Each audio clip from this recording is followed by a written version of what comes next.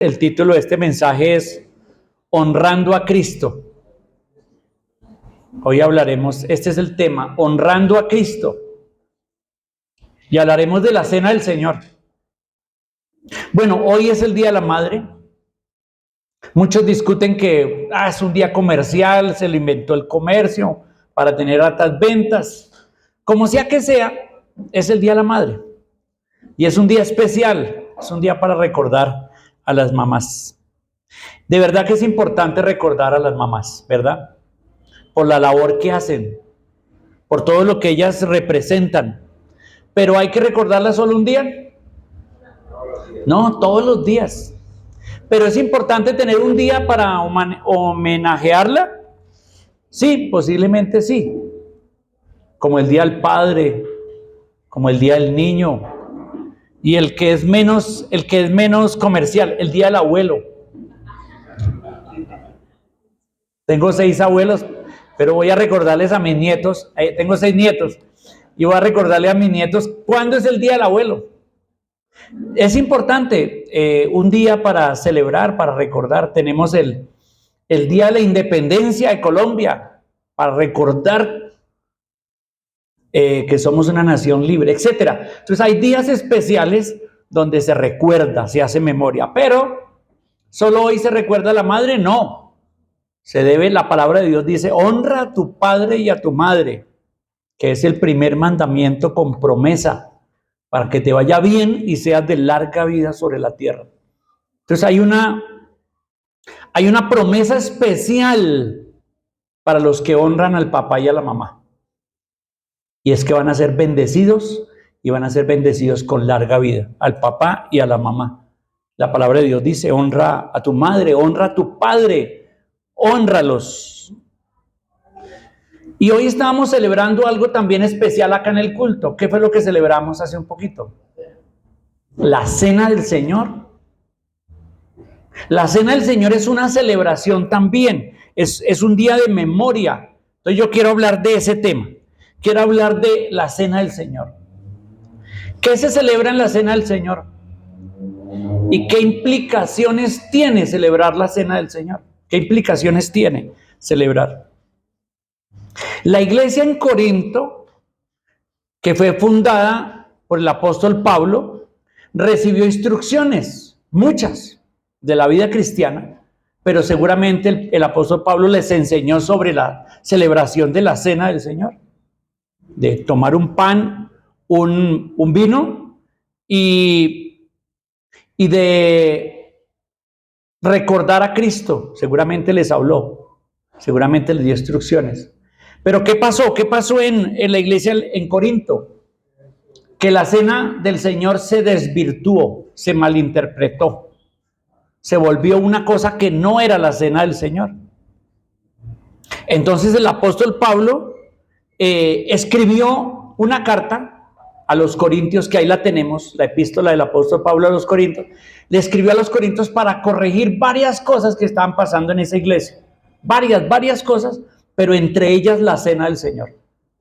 Entonces vamos a abrir nuestras Biblias en 1 Corintios capítulo 11 y vamos a hablar de ese gran tema de la cena del Señor. 1 Corintios capítulo 11, versículo 17. 1 Corintios 11, versículo 17. ¿Listos? ¿Ya tienen todos sus Biblias? 1 Corintios capítulo 11, versículo 17.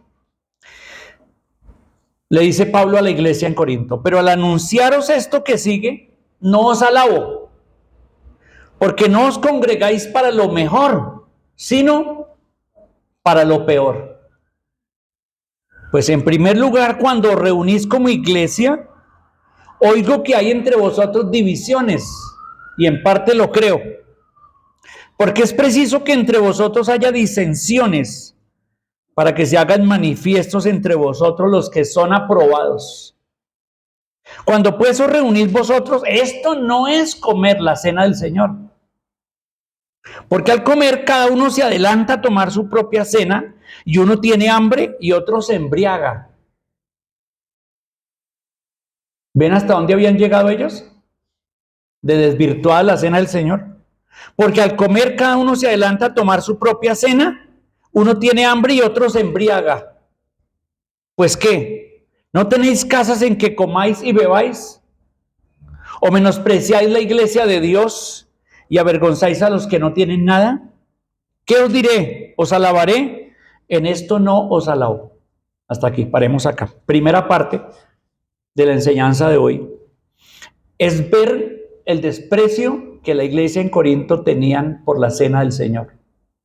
Se llama así, la Biblia lo llama la cena del Señor. ¿En qué lo habían convertido los corintios? En un banquete. ¿Por qué? Porque en los primeros días de la iglesia uno lee en Hechos que los hermanos están tan contentos unos con otros que se reunían juntos y hacían lo que llamaban ellos ágapes. ¿Qué eran los ágapes? Eran encuentros donde cada uno traía comida y compartía una sola mesa y comían todos. Y el que no tenía mucho venía a comer y el que tenía mucho traía que comer. Y entonces, ¿qué pasaba? Nadie padecía hambre. En los primeros días fue así. Los creyentes estaban tan animados en las cosas de Dios y con tanto amor unos por otros que se hacían esos ágapes. Pero ¿qué pasó? Que en la cena del Señor, ¿qué pasó? Los hermanos traían también comida para la celebración de la reunión y traían todos comida, pero ¿qué pasaba? Que se confundía la cena del Señor con la comida y terminaban unos barrigones, otros hasta tomaban más vino de la cuenta, porque el vino es algo normal y natural en la comunidad judía, como es el vino natural en el sur de Sudamérica, en los países de Uruguay, Chile, Argentina. Se toma vino todos los días con la comida, un vasito de vino se toma, todo el mundo toma vino. Allá incluso es más barato una botella de vino que una botella de Coca-Cola. Con eso les digo todo. Entonces el vino es normal, en nuestra cultura no.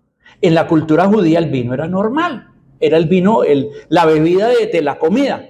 Pero ¿qué pasó? Todos traían comida y traían mucho vino para compartir, pero ¿qué pasaba? Algunos comían mucho y otros se emborrachaban, ¿verdad? Eso es lo que pasó. Y había otro problema ahí que Pablo ve. Había disensiones, había división en la iglesia. O sea, ¿eso qué es? Grupitos. Había grupitos. Entonces yo ya me imagino en el culto, cuando venían todos y empezaban a compartir, ya me imagino que los que traían más se hacían a un lado y se comían todo, y los que traían menos. ¿Por qué? ¿Por qué concluyo eso? Porque ahí dice el texto, ¿avergonzáis a los que no tienen nada? Dice el texto. O sea que los ricos traían harto y avergonzaban a los pobres que no traían nada y apenas recibían alguito. Entonces se convirtió en algo feo. Y la cena del Señor, que estaba ahí la copa y el pan, lo confundían y comían y celebraban todo y confundían todo, y eso se volvía, ¿qué se volvía? Algo grotesco, ¿verdad? Y entonces Pablo les escribe y les dice, hermanos, no puede ser esto, no puede ser. Por eso en el versículo 17 dice, al anunciaros esto que sigue, no os alabo. Y en el versículo 2 del capítulo 11 dice, os alabo, hermanos, porque en todos acordáis de mí, retenéis las instrucciones tal como os las entregué. Entonces Pablo en la carta alabó a esa iglesia por algunas cosas, pero en el caso de la cena del Señor, dijo, no los alabo por eso, porque ustedes están despreciando el significado, el valor y la naturaleza de la cena del Señor. En un sentido más real, estaban despreciando a Cristo mismo, porque la cena del Señor es Cristo, y estaban despreciando a Cristo mismo y desvirtuando el mandamiento del Señor. Bueno, entonces vamos a la segunda parte, versículo 23 al 26. Porque yo recibí del Señor lo que también os he enseñado, que el Señor Jesús, la noche que fue entregado, tomó pan y habiendo dado gracias lo partió y dijo: tomad, comed, esto es mi cuerpo, que por vosotros es partido. Haced esto en memoria de mí. Haced esto en memoria de mí. Asimismo tomó también la copa después de haber cenado, diciendo: esta copa es el nuevo pacto en mi sangre. Haced esto todas las veces que la bebiereis en memoria de mí. Así pues, todas las veces que comiereis este pan y bebiereis esta copa, la muerte del Señor anunciáis hasta que Él venga. Ok, entonces, ¿qué hace Pablo acá? Él dice: les voy a compartir lo que yo recibí del Señor mismo. El Señor mismo me instruyó. ¿Y por qué es importante decir acá que el Señor mismo lo instruyó? Porque, ¿dónde está el relato de la cena del Señor, de la institución de la cena del Señor? ¿Dónde está? En los evangelios, ¿verdad? En 3, en Juan no está. En Mateo, Marcos y Lucas. En los 3 evangelios está relato. Pero cuando Pablo escribió esto, ¿estaban escritos los evangelios? Todavía no, todavía algunos no estaban escritos. Se había escrito de pronto el de Marcos, pero tenía poca circulación. Entonces, no había posibilidad de que los cristianos tuvieran acceso a los evangelios, no sabían. Entonces, Pablo les escribe diciendo: yo recibí del Señor mismo esta revelación, que la noche que el Señor fue entregado, hizo esto. Entonces, lo que Pablo está diciéndoles, recordándoles, es que Jesús mismo instituyó la cena del Señor. ¿Quién la instituyó? Jesús mismo. Jesús mismo fue el que dijo: esta es la cena del Señor, un recordatorio, o sea, en memoria de mí. El día de la madre, el día del padre, el día de la independencia, son días especiales. ¿Para qué? Para recordar, homenajear. ¿Cuántos acá están hoy pensando en el día de la madre, pero no está su madre aquí? Partió a la eternidad. ¿Cuántos acá ya no tienen la mamá? Pero la honran, ¿verdad?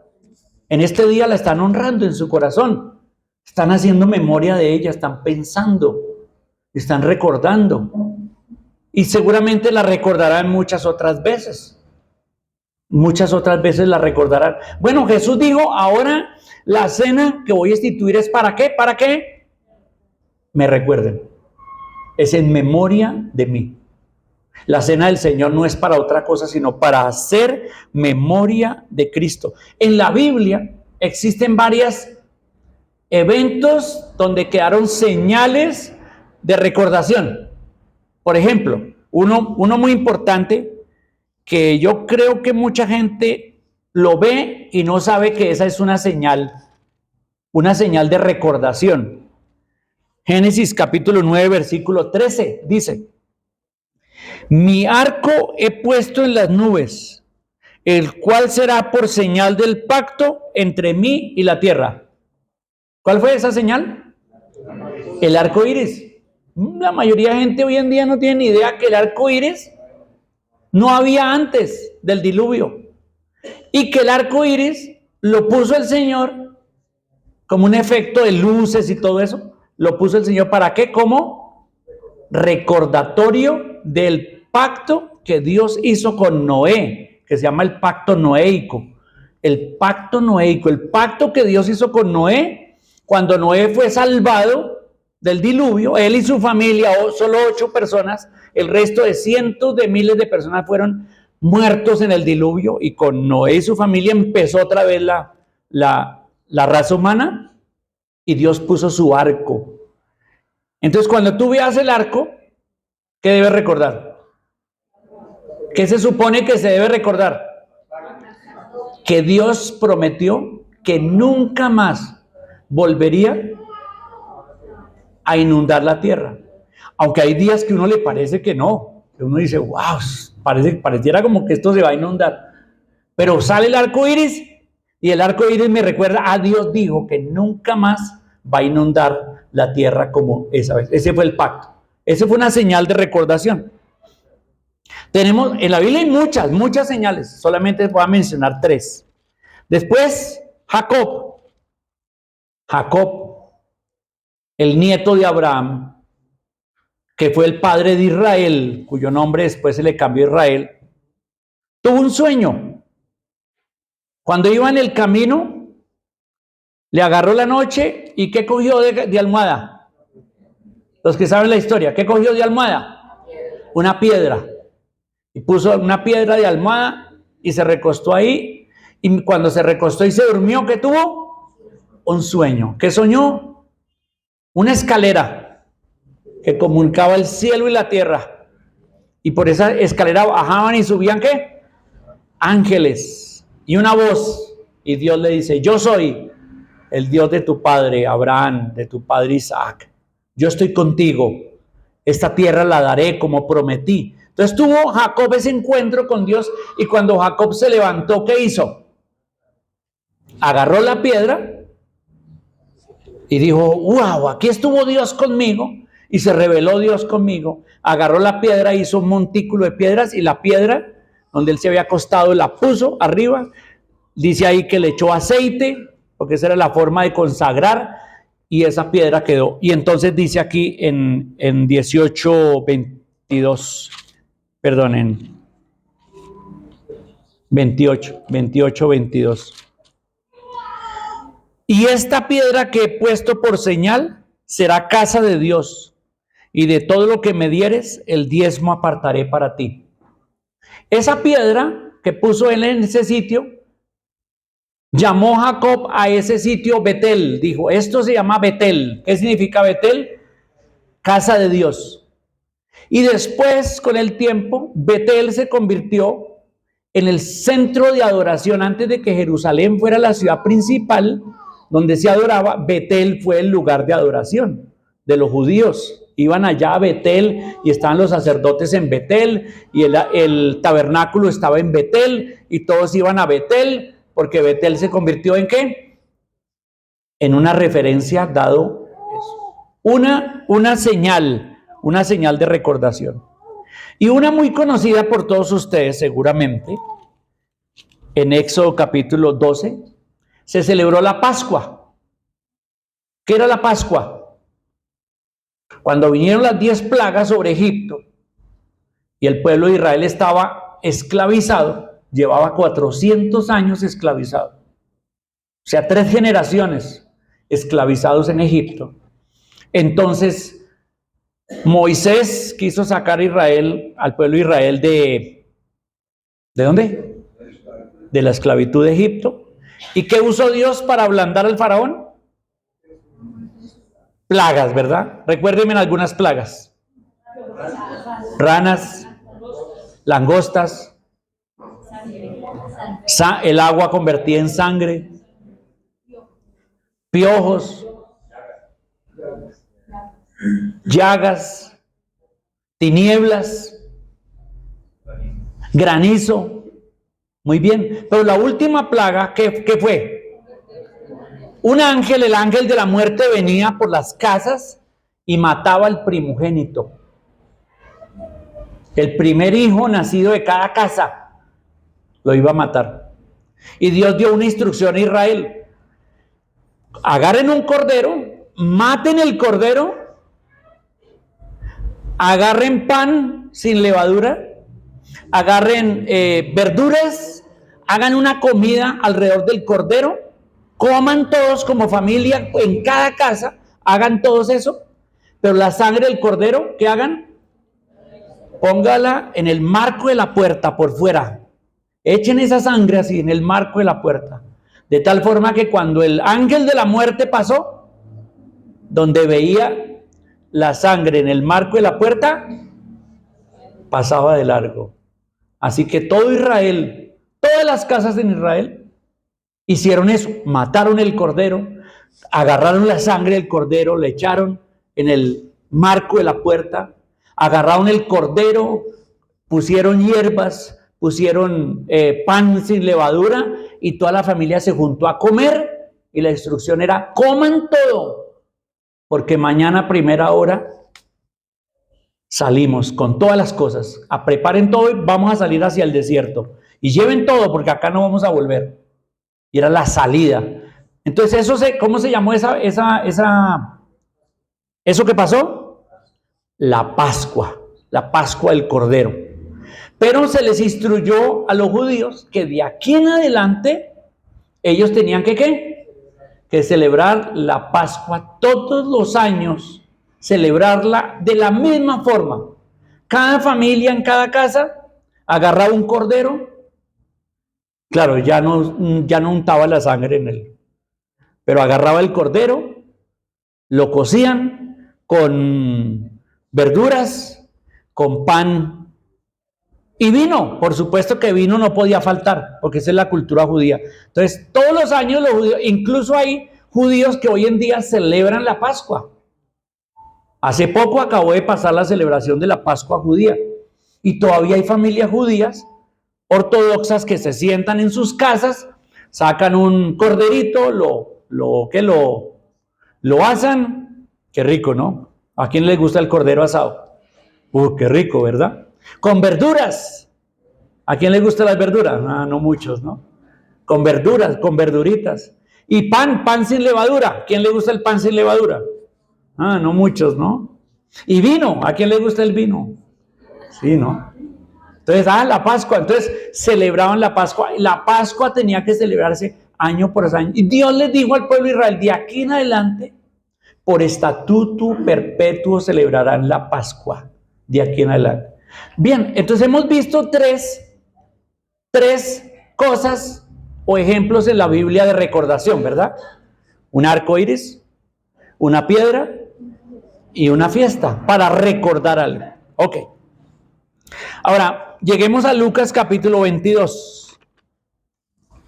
Lucas capítulo 22. Y leamos el versículo 7 de capítulo 22 de Lucas. Llegó el día de los panes sin levadura, en el cual era necesario sacrificar el cordero de la Pascua. Y Jesús envió a Pedro y a Juan diciendo, id, preparadnos la Pascua para que la comamos. Ellos le dijeron, ¿dónde quieres que la preparemos? Y él les dijo, he aquí al entrar en la ciudad, os saldrá al encuentro un hombre que lleva un cántaro de agua, seguidle hasta la casa donde entrare, y decirle al padre de familia de la casa, el maestro te dice, ¿dónde está el aposento donde he de comer la Pascua con mis discípulos? Entonces él os mostrará un gran aposento alto ya dispuesto, preparad allí. Fueron pues y hallaron como les había dicho y prepararon la Pascua. ¡Qué bien! ¿Qué estaba celebrando Jesús? La Pascua. ¿La celebró él con su familia todo el tiempo? ¿José, María celebraban la Pascua en la casa? Claro, todos los años, era estatuto perpetuo. Todos los años sagradamente. Seguramente cuando José, María, Jesús y los otros hermanos, los otros hijos de José y María, tuvieron muchas veces la Pascua en la casa, la celebraron. Ahora Jesús ya está en su ministerio y tiene a sus discípulos con él. Y llega el día de la Pascua. ¿Qué hace Jesús? Pues él se encarga de todo, provee todo.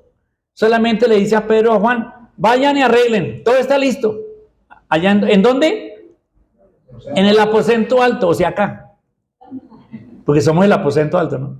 En el aposento alto, vayan, encontrarán un aposento alto, o sea, un cuarto en la parte de arriba de una casa, y ahí hay un salón, y ahí preparen todo, alisten todo. Jesús está muy interesado en la Pascua, y en celebrar la Pascua. Sigamos, versículo 14. Cuando era la hora, se sentó a la mesa y con él los apóstoles. Entonces ahora imagínense, ya están todos adentro. ¿Qué les dije? Que la Pascua se debería celebrar ¿en qué? En familia. ¿Y qué estaba haciendo Jesús acá? Con su familia. ¿Quiénes eran su familia? Ahora eran sus discípulos. Entonces él está ahí con su familia, los discípulos, celebrando la Pascua. Y les dijo, versículo 15, ¿cuánto he deseado comer con vosotros esta Pascua antes que padezca? ¿Cuál era el sentimiento de Jesús en este momento de la Pascua? ¿Cuál era el sentimiento? Anhelaba, deseaba, estaba esperando ese momento de la Pascua para celebrarlo con sus discípulos. Y les dice: ¿cuánto he deseado comer con ustedes esta Pascua antes que padezca? Esto fue unas horas antes de que Judas lo entregara y se lo llevaran preso para ser juzgado esa misma noche y condenado a muerte. O sea que esto es un evento antes de su muerte. Él sabía, y por eso les dice: ¿cuánto yo he deseado comer con ustedes esta Pascua antes que padezca? Versículo 16: porque os digo que no la comeré más hasta que se cumpla en el reino de Dios.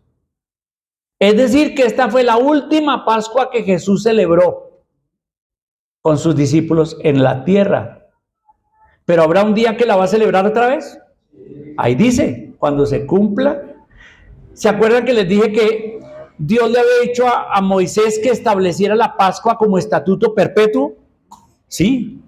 Y Jesús la va a celebrar otra vez, sentado con los discípulos, la va a celebrar, pero en el reino de Dios, dice acá. Es decir, cuando se manifieste el reino de Dios, eso es el milenio. Versículo 17. Y habiendo tomado la copa, dio gracias y dijo: tomad esto y repartidlo entre vosotros, porque os digo que no beberé más del fruto de la vid hasta que el reino de Dios venga. Entonces, agarró una copa, una de las copas, porque en las celebraciones habían varias copas de vino, y agarró una de las copas de vino y dijo: tomen de este vino, que es el jugo de la vid, y compártalo, porque no lo beberé más hasta que se cumpla en el reino de Dios. Y de esa manera estaba Jesús cerrando la celebración de la Pascua con ellos. Al pasarles esa copa y ellos tomar, esa no fue la copa, la misma, más adelante hay otra copa. Esta fue la copa de la Pascua, donde les está diciendo: tomen, repártanla, comamos, porque no comeré más del jugo de la vid hasta que el reino de Dios venga. Versículo 19.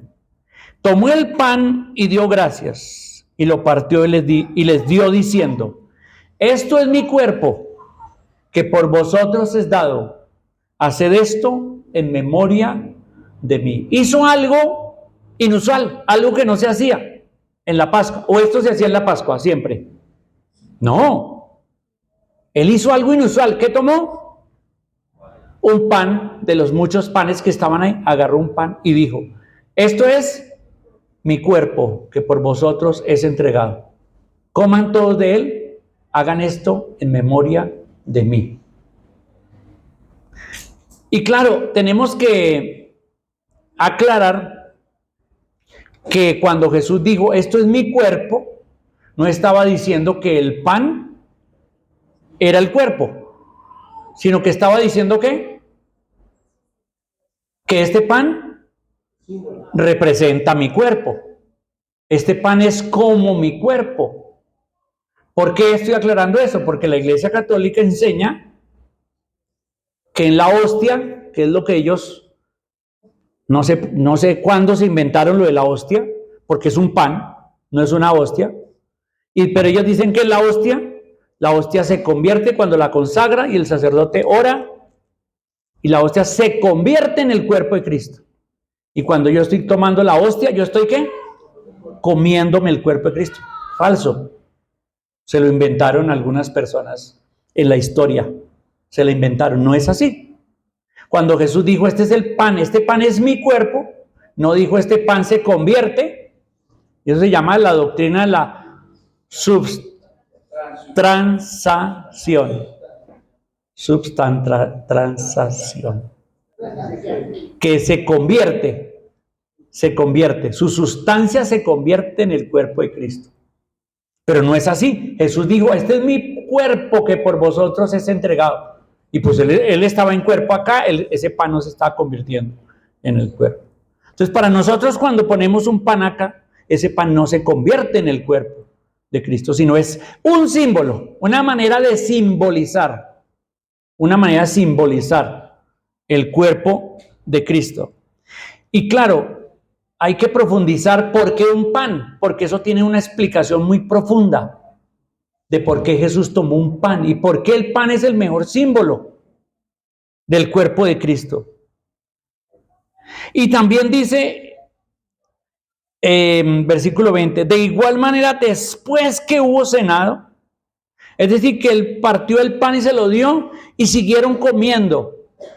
Y un poquito más adelante dice, de igual manera después que hubo cenado, tomó la copa, otra copa, diciendo, esta copa es el nuevo pacto en mi sangre, que por vosotros se derrama.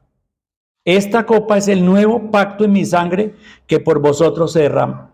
Entonces esta celebración que el Señor Jesús está instituyendo ahí. ¿Qué está instituyendo ahí? La cena del Señor, que nos habla 1 Corintios 11, ¿verdad? Que lo llama la cena del Señor. Está cambiando. ¿Qué está haciendo Jesús? Está cambiando la Pascua por la cena del Señor. ¿La iglesia celebra la Pascua? ¿Sí o no? ¿Seguimos celebrando la Pascua? No. ¿Por qué no? Si fue estatuto perpetuo. Porque Jesús la cambió por la cena del Señor. Un pan y un vino. Ay, qué lástima, porque me gustaría tener cordero asado, hierbas amargas, vino. No, entonces Jesús cambió en la Pascua, instituyó la cena del Señor. Un pan y una copa del jugo de la uva. ¿Por qué Jesús hizo esto? Esa es la pregunta. ¿Por qué lo hizo? Tuvo un primer objetivo. ¿Cuál fue el primer objetivo? Recordatorio. Él dijo exclusivamente, ¿hagan qué? Memoria de mí. Hagan memoria de mí. Recuerden a mí. ¿Quién es el centro de la Santa Cena? Jesucristo. Por eso en la cena del Señor, todo se centra en la persona de Cristo y en la obra de Cristo. Las meditaciones que los hombres hacen deberían ser solo y exclusivamente centrado en la persona de Cristo, para recordarlo a Él, para pensar en quién es Él y qué hizo. La cena del Señor no es para hablar de la vida cristiana, de los fracasos, de cómo vencer el pecado, de cómo vencer la tentación. Todos esos temas son interesantes y buenos, pero ese no es el momento para hablar de esos temas. La cena del Señor es exclusivamente ¿para qué? Para hacer memoria de Cristo, ¿correcto? Hacer memoria de Cristo. Claro, aquí viene una pregunta. ¿Cada cuánto celebrar la cena del Señor? Porque yo conozco iglesias que la celebran una vez al año, porque dicen, la Pascua se celebraba una vez al año, la cena del Señor reemplazó la Pascua, entonces la cena del Señor hay que celebrarla una vez al año. ¿Correcto? Hay otras iglesias donde la celebran dependiendo el estado emocional del pastor. El pastor dice, hoy vamos a celebrar, entonces sacan la cena y la arman. Por allá en 3 meses otra vez. Y no estoy mintiendo ni exagerando. Conozco iglesias donde es así. Depende del pastor, se le ocurre. Tiene el estado emocional alto, espiritual, y entonces dice, celebremos la cena del Señor. Entonces, ¿cada cuánto se debe celebrar la cena del Señor? No hay un mandamiento que diga cada cuánto. No existe un mandamiento. Jesús nunca dijo, celébrenla cada 8 días, celébrenla cada mes, celébrenla cada año, nunca. Entonces la pregunta es, ¿por qué nosotros celebramos la cena del Señor todos los domingos? Y la respuesta es sencilla. Los primeros cristianos, ¿cada cuánto celebraban la cena del Señor? Al principio, cuando los cristianos empezaron a reunirse y escucharon que Jesús dijo que había que hacer memoria de Él, ¿saben cada cuánto la celebraban? Cada vez que podían. Cada vez que podían, se reunían y celebraban la cena del Señor. El martes, el jueves, el sábado, el domingo, el día que fuera. El día que fuera que se reunían, ellos como que dijeron sí, o sea, si vamos a hacer memoria de Jesús, vamos a hacer memoria de Jesús cada vez que nos reunamos. Y así lo entendieron.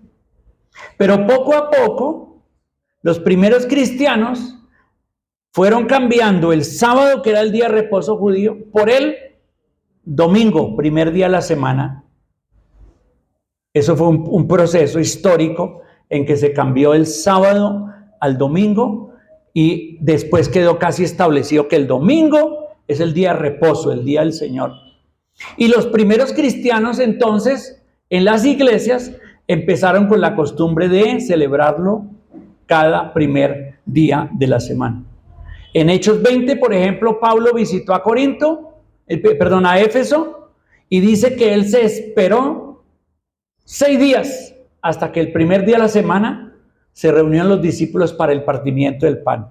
Quiere decir que ya en la época de Pablo se quedó como establecido que era cada primer día de la semana. Entonces yo pregunto, ¿cuál será la mejor decisión? Cuando una iglesia dice, bueno, ¿y cada cuánto celebramos la cena del Señor? ¿Cuál sería la mejor decisión? ¿Celebrarla cada vez que nos reunamos como hacían los primeros cristianos? ¿Celebrarla cada año en lugar de la Pascua? ¿O celebrarla cada domingo como los primeros cristianos lo hicieron y se convirtió en costumbre? ¿Cuál sería la mejor? Pues básicamente seguir el ejemplo de los primeros cristianos en la época de Pablo, donde ya se estableció que la cena del Señor se celebraba cada 8 días. Entonces, ¿es pecado dejar de celebrarlo un domingo? No, no es pecado. ¿Es chévere celebrarla todos los domingos? Algunas iglesias nos acusan a nosotros, los que celebramos la cena del Señor todos los domingos.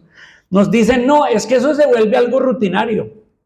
Eso se vuelve algo religioso y se pierde. Por eso es mejor como sorpresa. Hoy, cena del Señor. ¿Para qué? Dicen ellos, ¿será un argumento válido?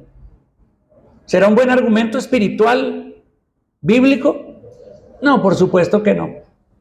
Entonces, por esa es la razón, yo quiero que hoy todos entendamos por qué celebramos la cena del Señor en esta iglesia y en las iglesias nuestras en todo el mundo, porque pertenecemos a lo que se llama el movimiento de los hermanos libres en el mundo. Todas las iglesias, miles de iglesias en el mundo, celebramos la cena del Señor cada domingo.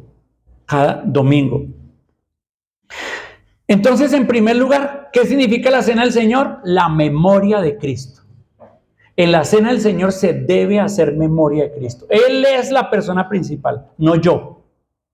En la cena del Señor no hablamos de yo, hablamos de Cristo. Ese debe ser nuestro enfoque, porque Él así lo pidió. En segundo lugar, tengo aquí anotado que la cena del Señor representa o recuerda que Cristo me ama. Que Cristo me ama. Porque ¿qué es la cena del Señor? ¿Recordar qué cosa? Que Cristo dio su vida por mí. ¿Y por qué Cristo dio su vida por mí? Porque me ama. ¿Se ha puesto usted a pensar que cuando el Señor Jesucristo murió en la cruz usted no había nacido? Y que Él sabía todos los pecados que usted iba a cometer. Y los infieles que somos con el Señor, que muchas veces somos bien infieles y que a cada rato lo defraudamos, y aún sabiendo que eso íbamos a hacer, murió por nosotros. ¿Se ha puesto a pensar eso? Que aún sabiendo cómo íbamos a hacer, Jesucristo sin embargo murió por nosotros. Claro, ¿por qué? Porque Él sabía que nosotros, para salvarnos a nosotros mismos, no podíamos, que necesitábamos ese sacrificio en la cruz, porque sin el sacrificio de la cruz no hay salvación. No hay. No se puede uno ser salvo por buenas obras. La palabra de Dios es clara, ninguno será salvo por buenas obras. No se es salvo por dar ofrendas y diezmos, aunque algunas iglesias enseñan eso. Porque yo lo he escuchado, pastores que han dicho, que me aterra, que digan que si usted da ofrendas y diezmos acá en la iglesia, tiene asegurado el cielo. Mentira. No es así. No es así. La salvación no se puede comprar con dinero. Las ofrendas son una muestra de adoración y gratitud a Dios. Y de una muestra de confianza en el Señor. No es para comprar la salvación. Entonces la salvación no se podía adquirir. Nosotros no la podíamos adquirir por nosotros mismos. Tenía que Jesús morir por ti y por mí. Tenía que morir. Si Él no hubiera muerto, todos estaríamos condenados en el infierno. Todos, absolutamente todos. Pero porque Él murió en la cruz y dio su sangre, derramó su sangre y entregó su cuerpo para sufrir, es que tú y yo tenemos salvación. Solamente. Por eso la cena del Señor es una recordación de cuánto nos ama el Señor. Pregunto, ¿qué haces tú cuando recibes el pan? Cuando recibes el pan y lo comes, ¿qué estás haciendo mientras tanto? Mientras que estás comiendo el pan. Espero que no esté pensando en el partido de fútbol. Espero que no esté pensando en la celebración de la mamá y cómo es que voy a hacer. Y no esté pensando en los miles de problemas.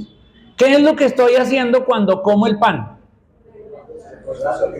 Mi espíritu está arrodillado ante el trono de la presencia de Dios. Mi alma está derramada en adoración delante de Dios al comer el pan. Y mi mente en la fe se traslada a la cruz. Y lo veo a Cristo en la cruz, muerto por mí. El pan me tiene que recordar a Cristo en su muerte. Y cuando estoy comiendo el pan, estoy recordando cuánto sufrió Él, cuánto le costó por este pecador, cuánto entregó Jesús molido por mis pecados. Y puedo recordar sin números de pasajes bíblicos, pero sin número de pasajes bíblicos que me hablan de Cristo, de cómo se sintió, de lo que sufrió. Ese momento tiene que ser el momento de recordar, hacer memoria de Cristo. ¿Y qué haces tú cuando tomas el vino? El jugo de la uva, porque aquí no damos vino con licor. Jugo de uva. ¿Qué haces tú cuando tomas el jugo de uva? ¿En qué estás pensando? En la sangre que derramó Cristo. Sangre que tiene poder para limpiar pecados. Sangre que fue la sangre del Hijo de Dios, el Cordero inmolado. Y pienso en los muchos sacrificios que en el pasado se hicieron donde se derramó sangre por montones. En el Antiguo Testamento se derramaba sangre de corderos. Una vez en que Salomón ofreció 22,000 corderos un solo día en sacrificio a Dios. Ordenó a todos los sacerdotes ofrecer corderos a Dios. 22,000 corderos se ofrecieron. Usted se imagina la cantidad de sangre de corderos ofrecidos en adoración a Dios, porque Salomón no cabía del gozo de celebrar. Pero mis hermanos, toda esa cantidad de sangre no limpia pecados. Esa sangre solamente era símbolo de la verdadera sangre, la sangre de Cristo. Es así, cada gota derramada de la sangre del Hijo de Dios, sangre pura, sangre inmaculada, sangre que demuestra el pago de mi pecado. Esa sangre sí tiene poder para limpiar mis pecados, para protegerme contra el maligno. Como en Apocalipsis dice, porque vencieron por la sangre del Cordero. Esa sangre. Entonces cuando estoy tomando la cena, mi mente y mi corazón está arrodillado, está adorando. Ojalá que no haya ninguna interrupción. Porque si tú comes el pan y comes esto y estás hablando por acá y estás hablando por allá, ¿qué estás haciendo? Pues llenándote la barriga de un pedacito de pan y un poquito, quitándose un poquito de hambre. Eso no tiene ningún sentido, ¿verdad? No tiene sentido, no estás haciendo nada. No estás haciendo absolutamente nada. La cena del Señor es la memoria de Cristo. Y recuerdo que Él me amó. Me amó. Y la tercera cosa que tengo anotada aquí es que también recuerdo el nuevo pacto. que estoy bajo nuevo pacto. Y no hay tiempo para estudiar Jeremías 31, cuando el profeta dijo: he aquí vendrán días cuando ya se quitará el pacto antiguo y vendrá un nuevo pacto. Y pondré mis leyes en sus corazones y ustedes serán mi pueblo y yo seré su Dios. Y eso fue cuando Jeremías dijo que vendría una nación que acabaría con el pueblo de Israel porque habían sido idólatras y habían dejado al Señor. Y ahí Jeremías, en Jeremías 31, predijo: vendrá un día cuando habrá un pacto nuevo. Y en ese pacto nuevo pondré mis leyes y mi espíritu en sus corazones. Y haré ese pacto entre mi pueblo y yo. ¿Cuándo? ¿Cuándo fue ese nuevo pacto? Aquí lo está anunciando Jesús. Cuando dice, en la copa les dice a ellos: tomen de esta copa. Esta copa es el nuevo pacto en mi sangre. No en el vino que estaba ahí. No en el jugo de uva que estaba ahí. En mi sangre. Porque otra vez, el vino representa la sangre. No es la sangre. Este es el pacto. Entonces, cuando estoy en la cena del Señor, estoy recordando que estoy bajo el pacto de Dios. Que hay un pacto que Dios hizo en la sangre de Cristo conmigo, con nosotros como pueblo de Dios. Estamos bajo el pacto del sacrificio de Cristo que nos da esperanza de la vida eterna, ¿verdad? Que nos da esperanza de la vida eterna. Y terminemos entonces, volvamos a 1 Corintios. Y el hermano que estaba dirigiendo esta mañana, mire cómo el Espíritu Santo nos habló hoy también en la meditación de la Cena del Señor. Nos está hablando en 1 Corintios 11 de esto, del versículo 27 en adelante, que dice así, que es la tercera parte de este pasaje. De manera que cualquiera que comiera este pan o bebiera esta copa del Señor indignamente, será culpado del cuerpo y de la sangre del Señor. Por tanto, pruébese cada uno a sí mismo y coma así del pan y beba de la copa. Porque el que come y bebe indignamente, sin discernir el cuerpo del Señor, juicio come y bebe para sí. Por lo cual hay muchos enfermos y debilitados entre vosotros y muchos duermen. No de dormir de lo que está pasando ahorita. Si pues nos examinásemos a nosotros mismos, no seríamos juzgados, mas siendo juzgados, somos castigados por el Señor para que no seamos condenados con el mundo. Así que, hermanos míos, cuando reunís a comer, esperaos unos a otros. Es que hay unos que comen muy rápido y dejan a los otros sin comida.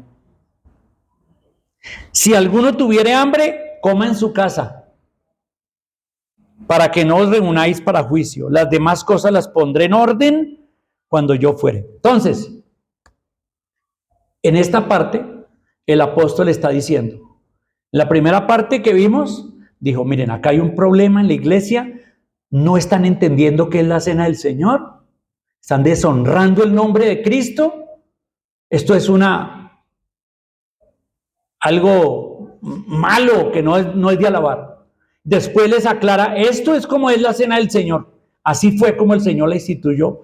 Y ahora está diciendo, pero hay un privilegio en celebrar la cena del Señor.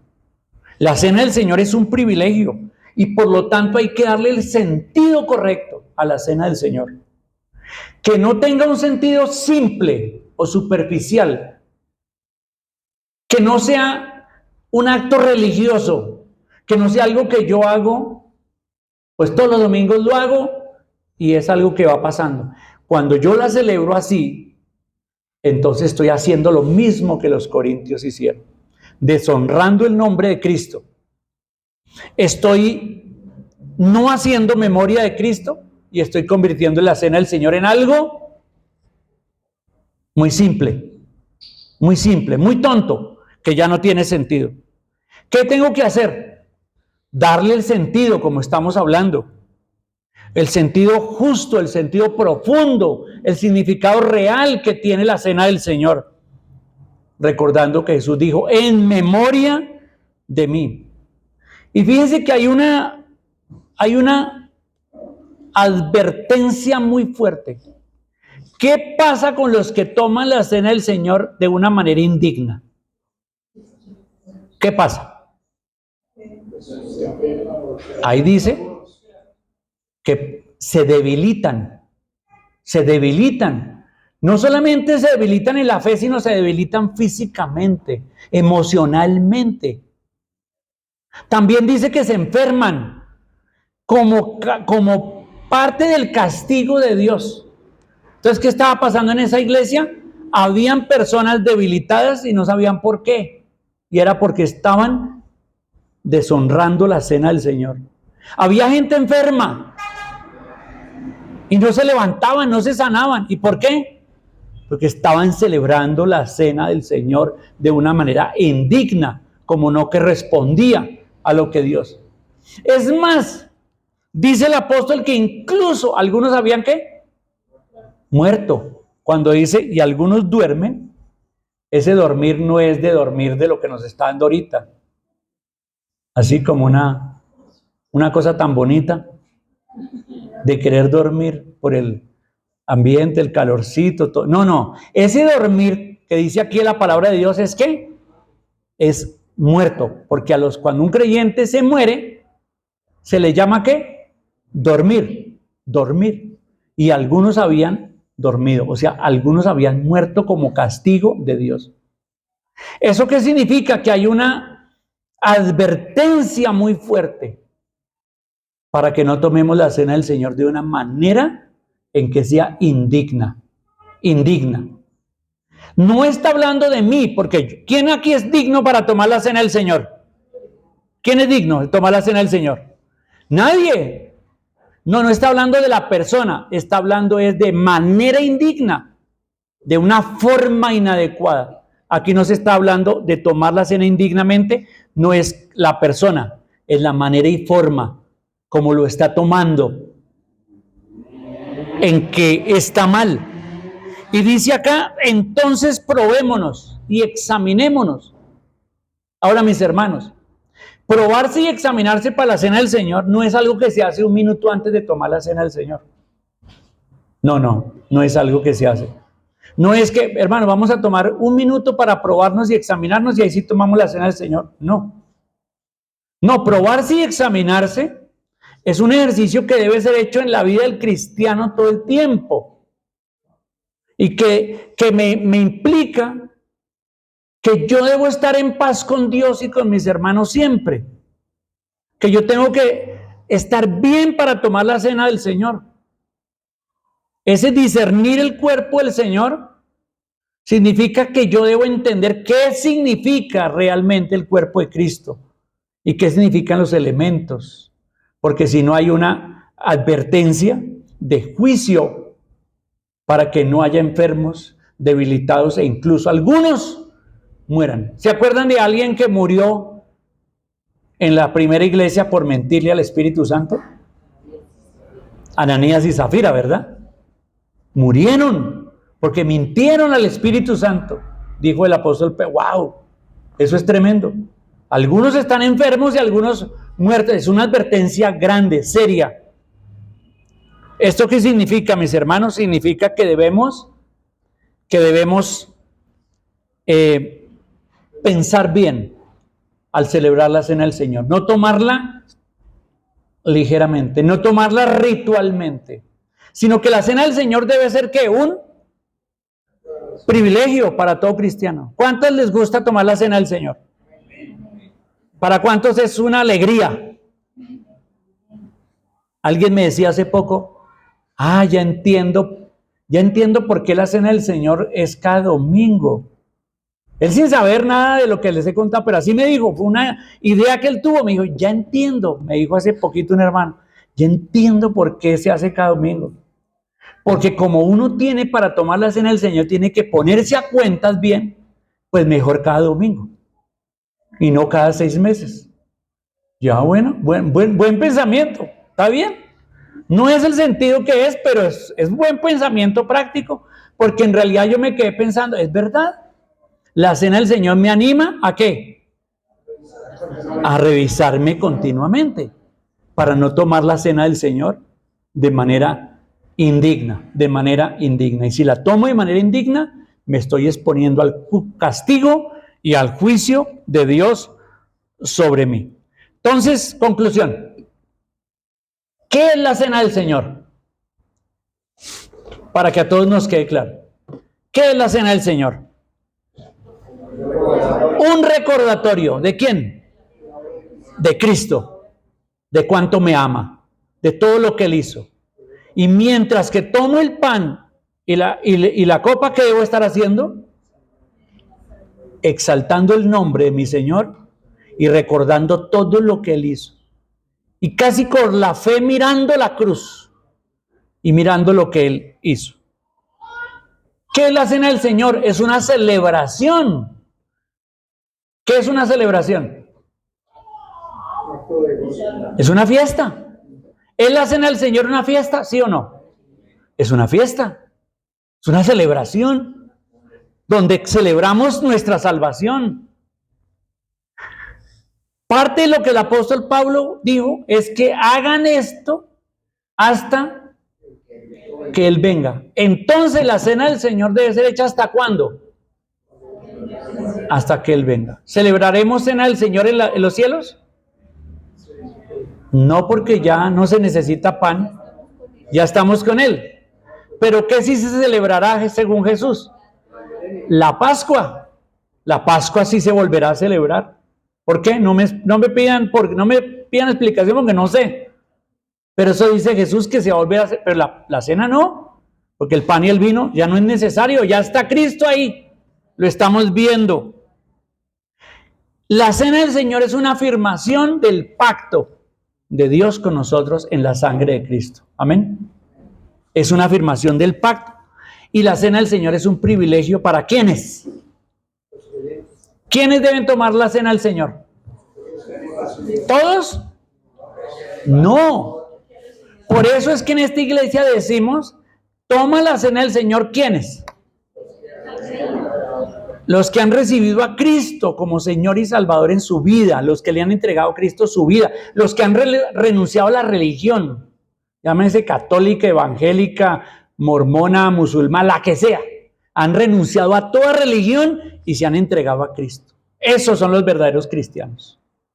Ese es el primer requisito. Segundo requisito que decimos acá, que se ha bautizado en una iglesia cristiana.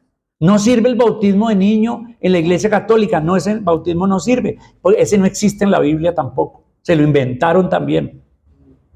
Hay muchas cosas que la iglesia católica se inventó a través de los años y se siguen inventando porque últimamente han inventado algunas otras cositas a nombre de la autoridad del Papa.